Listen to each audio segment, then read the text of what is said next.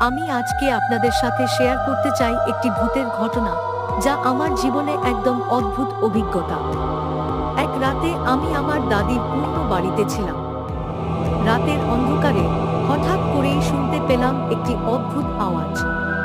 মনে হচ্ছিল কেউ যেন আমার নাম ডাকছে। আমি প্রথমে ভাবলাম হয়তো আমার কল্পনা, কিন্তু আওয়াজটা ক্রমশ স্পষ্ট হতে লাগলো। আমি সাহস করে সেই আওয়াজের দিকে এগিয়ে গেলাম। দেখলাম একটি পুরনো আয়নার সামনে এক অদ্ভুত ছায়া। সেই ছায়া আমার দিকে তাকিয়েছিল। আমি ভয় পেয়ে গেলাম, কিন্তু সেই ছায়া আমাকে কিছু বলল না। বরং সে আমাকে দেখিয়ে দিল সেই আয়নার মধ্যে একটি পুরনো ছবি, যেখানে আমার দাদি যুবক বয়সে ছিলেন।